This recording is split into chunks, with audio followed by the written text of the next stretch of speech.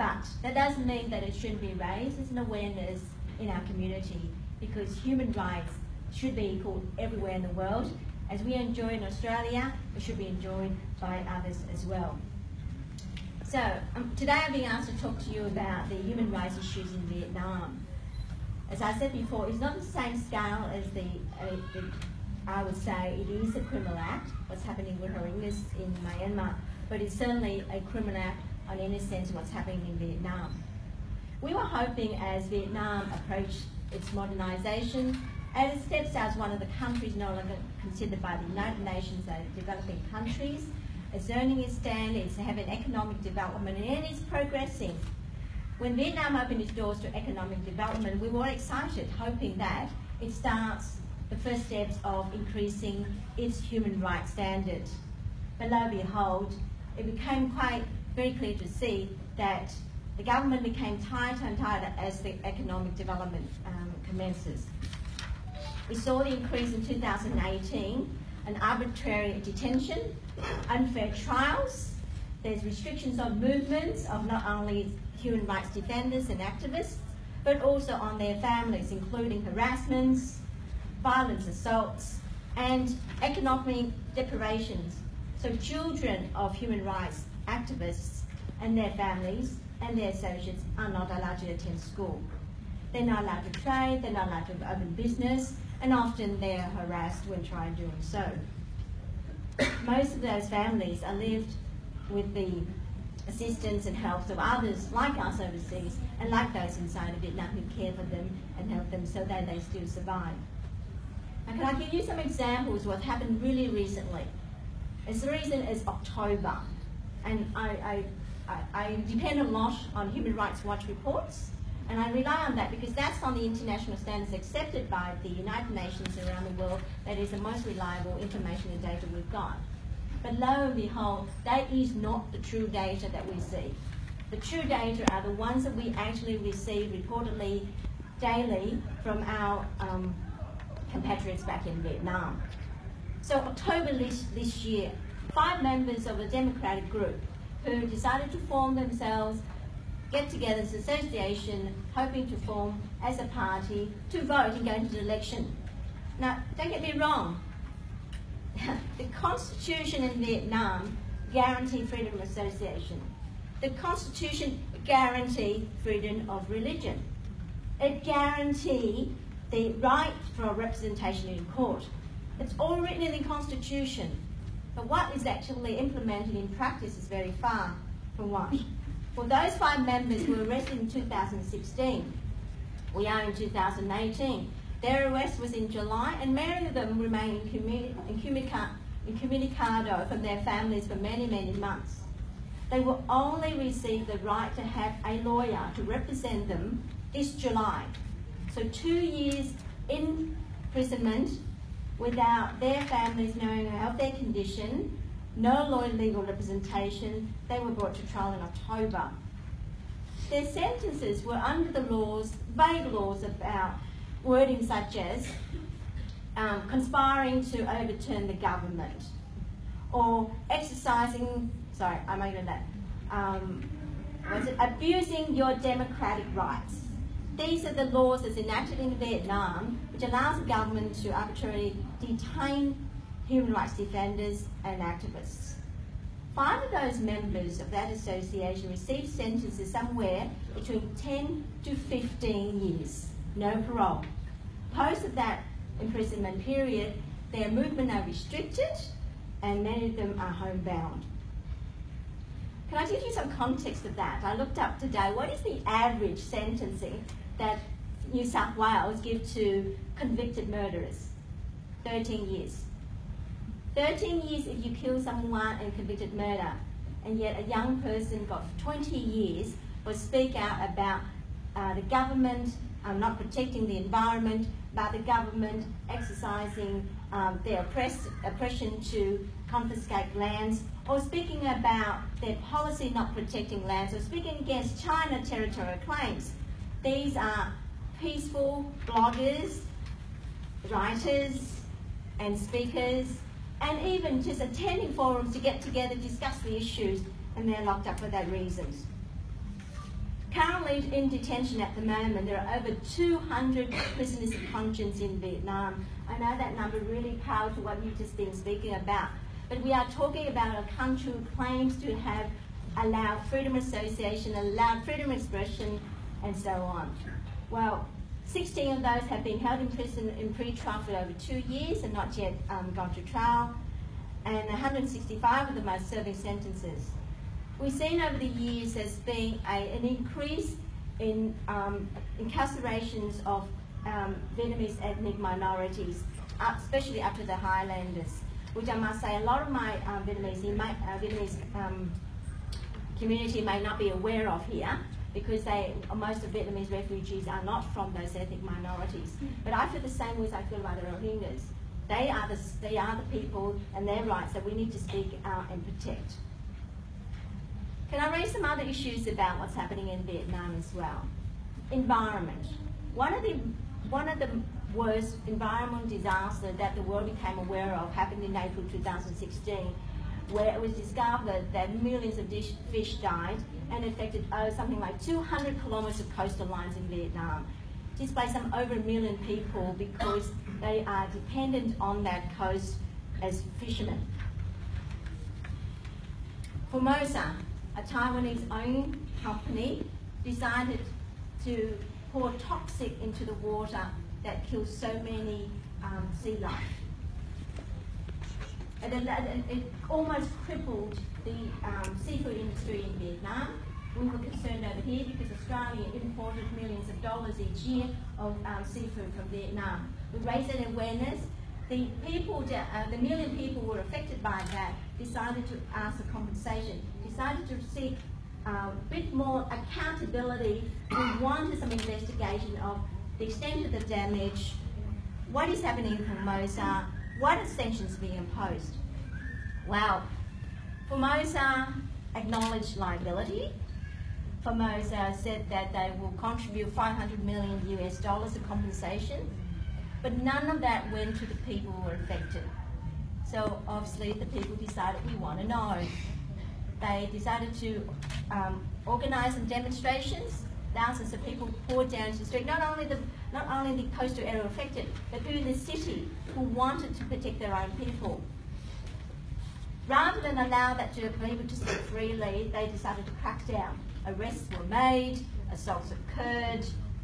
Despite the fact that the demonstrations occurred on a weekly basis over a period of a month, but by the end of that month, the number of arrests and assaults were made examples to a point where the people couldn't cope.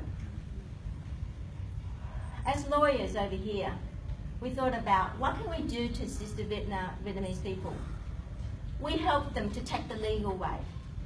We sought to use the Vietnamese legal system to demand justice. So we helped the people using the Vietnamese laws to lodge applications to demand for compensation and not sue the government. We wanted to sue Formosa, a foreign company who have poured toxic waste into the country that affect millions of lives, causing billions of dollars of damage. So we want to sue them. Now you might remember the BHP saga. They end up paying billions of US dollars by way of compensation. Billions of dollars. And that billions of dollars went to not only the people who were affected economically and socially, but also went into reparations, into repairing the environment.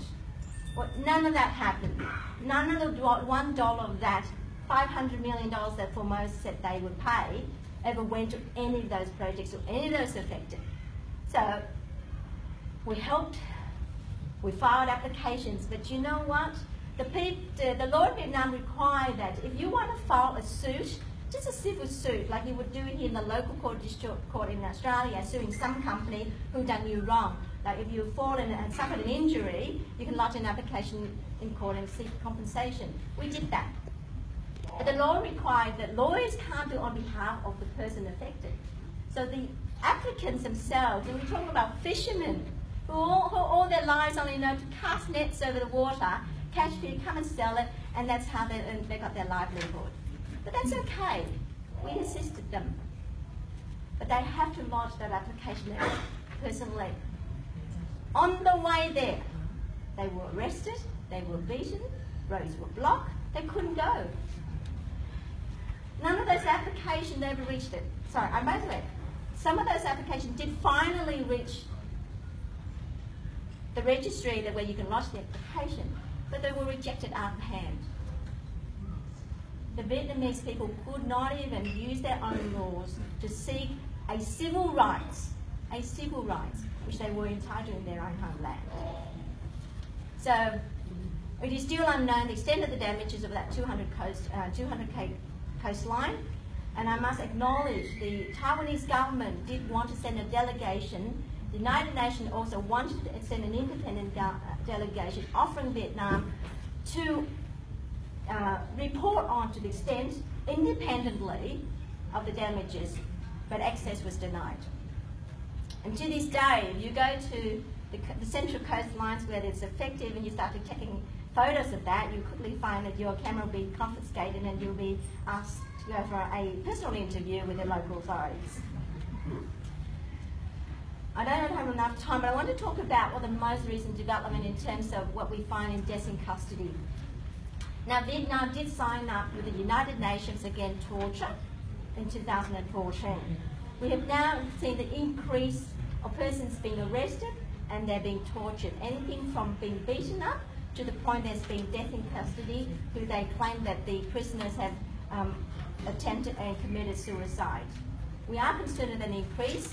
When we first heard of it, that became public in 2016. We've seen an increase in that, and we are calling on the international community to investigate closely. We know that could be difficult because a lot of these deaths in custody, the person is actually not in yet custody. They're just being asked for an interview at the local police station. So that's the thing. You might have heard recently there's cybersecurity law, and I say that word very, very, I actually detest the word cybersecurity law because it's actually not talking about cybersecurity law at all. But let's use that terminology at the moment because that's what the authority in Vietnam are calling it. They've recently passed a law whereby requiring all ISP providers, so Facebook, Google, for example, they must have a local service provider in Vietnam. Now, Google and Facebook have been servicing internet and social media and so on in Vietnam, but their office is actually offshore, which means the data they have is protected, which means it can't be accessed, and even if the Vietnamese authority requested to be accessed, it can't be because it's offshore. Well, they have now passed the law, which is similar to what China has done, which means that all those service providers must have a local provider, and they must hand over all data on request from the authorities of any persons that those service providers are providing. And that concerns us because at the moment, a lot of our information are going to come out from Vietnam using those internet. But once that internet corridor is shut down, we are in concern of our the Vietnamese civil rights and human rights defenders and the activists. We are concerned of what information can be passed through to international communities. We fought that, we raised awareness. Sadly, we didn't get much response from Google. Google did quietly say that they protest because that's protection of their personal data, but their protection is based on economic reasons, not reasons of human rights. Now, I want to stress on what Chris was saying, that yes, you may have heard that a lot of human rights, when I say a lot, a number of human rights defenders have been released, but they're being released for me as a trade. So you hear of the lawyer Nguyễn Văn Đài, who was sentenced. We heard of Mother Mushroom, who was sentenced for many years for speaking out against the government, and they've been released. But to see their release is on conditions. They're released on conditions that they become exiled. So literally, they are conveyed from the jail straight to the airport, onto the plane, and off they go. They're not allowed to return to Vietnam. We do have an activist, Nguyen Thi Thuc, who has been offered by the US government for protection, but he doesn't want to be released in that condition. He says that it is important that I stay in Vietnam to speak for those who can't speak. So we are happy for those who are being released, but I must say to them, they're not released on the conditions that they want to be. Their release is forced. We were talking about trade rights.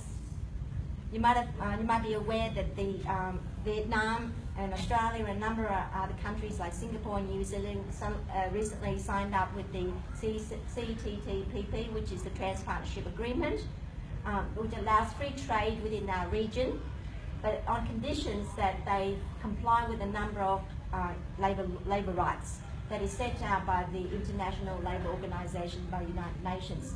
That guarantee the basic human rights as do labour laws. So it ensures that one of the things very important for us is that allow independent unions. And we are calling on governments like Australia to enforce those conditions on Vietnam, because that's the only way that perhaps Vietnam to wake up and consider and honour its obligations. Last and not least, can I acknowledge everyone here?